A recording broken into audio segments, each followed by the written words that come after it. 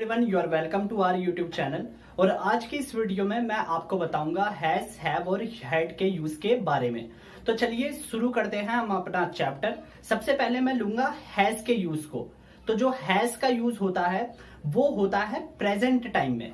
Present time यानी जो आज के समय में हो रहा होता है। अब सबसे पहले मैं आपको बता दूं कि जो हैज की हिंदी होती है वो होती है पास होना या रखना, किसी चीज को अपने पास में होना या किसी चीज को अपने पास रखना।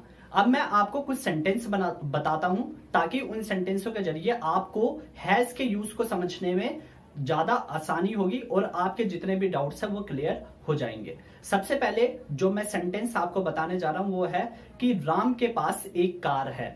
अब राम जो है वो सिंगुलर है। आपको हैज के केस में ये भी ध्यान रखना है कि जो हैज होता है वो सिंगुलर के साथ यूज होता है। सिंगुलर यानी जब सब्जेक्ट एक वचन हो, सब्जेक्ट जो होता है तो वो केवल एक ही हो। जैसे मैंने बोला राम, तो राम केवल एक ही है, एक ही लड़के का नाम है, इसलिए हम यहाँ पर राम के साथ हैज लगाएंगे। अगर एक से ज्यादा होते तो हम हैव लगा देते। Ram has a car, Ram के पास कार है। सेंटेंस के लास्ट में है लगाया हुआ है हिंदी में, जिससे हमें पता चलता है कि ये जो सेंटेंस है वो प्रेजेंट का है। और पास भी लिखा है कि राम के पास कार है, तो पास किसको इंडिकेट करेगा कि हमें हैज का यूज करना है। अब दूसरा सेंटेंस देखते हैं। सीता के पास मेरी किताब है। सीता के पास मेरी किताब है। सीता जो है वो सिंगुलर है क्योंकि सीता एक ही है। आप इजीली समझ चुके होंगे इसे। सीता के साथ जब एक ही वचन है तो उसके साथ क्या लगा देंगे? हैज लगा देंगे। और प्रेजेंट में कि सीता के पास किताब है यानी लास्ट में है यूज हुआ है, तो उससे हमें पता चल जाएगा कि हम प्रेजेंट की बात कर रहे हैं। तो आपको इसमें कोई भी डाउट रहना नहीं चाहिए। तो सीता हैज अ कार, ठीक है, या सीता हैज माई बुक, कि सीता के पास मेरी किताब है। Sita has my book. ये हो गया दूसरा सेंटेंस। अब चलिए मैं आपको बताता हूं तीसरा सेंटेंस। तीसरा जैसे उसके पास मेरी घड़ी है। उसके पास मेरी घड़ी है, यानी यहां पर जो उसके यूज हो रहा है वो किसी लड़के या लड़की के लिए यूज हो रहा होगा, क्योंकि जब आप नॉर्मली हिंदी सेंटेंस में बोलते हैं तो सीधा सा आपका मतलब यही होता है उसके पास मेरी घड़ी है, यानी या तो वो लड़का होगा या वो लड़की होगा। अगर लड़का होगा तो हम ही का यूज करेंगे और लड़की होगी तो हम शी का यूज करेंगे। ही या शी लगा के आप उसके साथ में एक ही है, या तो लड़का या लड़की है, और एक केस हो रहा है कि वो एक ही है, एक ही वचन है। तो एक वचन के साथ आपको पता ही है कि हम यूज करते हैं हैज। तो ही या शी हैज माई वॉच, कि उसके पास मेरी घड़ी है। सेंटेंस के लास्ट में है लगाता, इसलिए हम समझ सकते हैं कि ये प्रेजेंट का टेंस मतलब प्रेजेंट का सेंटेंस है। अब हम आते हैं हैव के यूज पे। अब जो हैव का यूज है वो भी प्रेजेंट में यूज होता है और हैव का मीनिंग भी सेम होता है कि पास में होना या पास में रखना। अब आप पूछेंगे कि आखिर तो हैज और हैव में डिफरेंस क्या हुआ?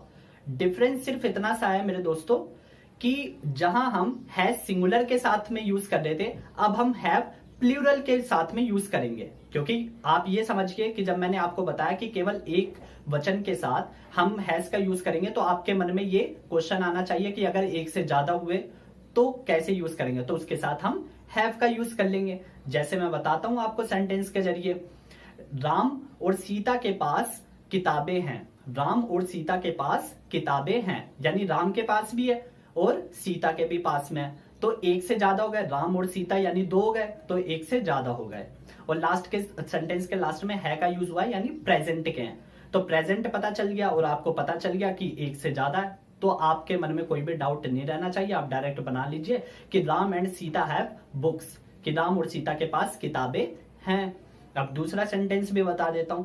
उनके पास मेरी कॉपीज हैं। उनके पास मेरी कॉपीज हैं, यानी एक से ज्यादा कॉपीज हैं उनके पास। अब जब हम कहते हैं कि उनके पास है यानी एक से ज्यादा लोग हैं, ठीक है। जो दे होता है वो प्लूरल होता है, यानी बहुवचन, एक से ज्यादा। तो दे हैव माई कॉपीज, उनके पास मेरी किताब मतलब कॉपीज हैं या किताबें हैं या घड़ियां हैं, कुछ भी कह सकते हैं आप। लेकिन जो समझने वाली बात है वो ये है कि हैव जो है वो बहुवचन के साथ में यूज होगा जब जो सब्जेक्ट है वो एक से ज्यादा हो। तीसरा सेंटेंस भी बता देता हूं मैं आपको बिल्कुल डाउट एकदम नहीं रहेंगे फिर। अब हम जैसे यूज कर लेते हैं कि हमारे पास एक बहुत बड़ा बंगला है। हमारे पास एक बहुत बड़ा बंगला है। हमारे, जब हम कह रहे हैं हमारे यानी एक से ज्यादा व्यक्ति, ठीक है, तो ये बहुवचन हो गया। और है यानी प्रेजेंट में है हमारे पास बंगला, तो हम कहेंगे we have a big bungalow, ठीक है, we have a big bungalow. तो यहां पर अब मुझे लगता है कि आपको हैज और हैव की क्लियरिटी हो गई होगी। एक बार मैं दोबारा क्विक रिवाइज करवा देता हूं आपको। जो हैज है और हैव है दोनों प्रेजेंट में यूज होंगे। दोनों का मतलब होता है पास रखना या पास में होना, किसी भी चीज को रखना या होना। और उसके बाद में क्या, दोनों में डिफरेंस क्या है कि हैज जो होता है वो एक वचन के साथ यूज होता है और जो हैव होता है वो बहुवचन के साथ यूज होता है। चलिए अब हम आते हैं हैड के ऊपर, ठीक है, हैड के बारे में बात करते हैं। हैड का यूज बहुत ही सिंपल है, बस आपको इसमें एक चीज ध्यान रखनी है और वो चीज है कि हैड पास्ट के लिए यूज होता है। हैड जो होता है वो पास्ट के लिए यूज होता है, यानी पिछले समय के लिए। जैसे मेरे पास कार थी, आई हैड अ कार, ठीक है, और मेरे पास घड़ी थी, आई हैड अ वॉच, तो आई के साथ हैड लगा दिया। अब इसमें क्या है, इसमें आपको सिंपल मैंने इसलिए कहा क्योंकि इसमें आपको ये ध्यान नहीं रखना कि सब्जेक्ट सिंगुलर है या प्लूरल है, दोनों के साथ हैड का यूज कर देना है। कोई भी डाउट इसमें रहना ही नहीं चाहिए बिल्कुल, क्योंकि सब्जेक्ट में आपको कोई डिफरेंशिएट नहीं करना है। कोई भी हो, बस ये देखना है लास्ट के सेंटेंस के लास्ट में था लगाओ, सेंटेंस के बीच में किसी चीज को होने या पास में होने की बात हो रही हो। जैसे हमारे पास घड़ियां थी, वी हैड वॉच, ठीक है, कई सारी घड़ियां थी, यानी we are talking about past. Okay, so now I think the all the things and all the concept relating to the use of has, have and had are clear to your mind, ठीक है, अब clear हो गए होंगे आपके mind में। तो ये जो होता है ये हैज, हैव और हैड का यूज मैंने आपको बता दिया। अगर इसके बाद भी अगर आपको किसी भी प्रकार का डाउट होता है किसी सेंटेंस को बनाने में हैज, हैव और हैड के सब्जेक्ट से रिलेटेड, तो आप कमेंट बॉक्स में जरूर बताइए, मैं सारे आपके कमेंट्स चेक करूंगा। And if you have any query just explain there, I will sort out them in the next video.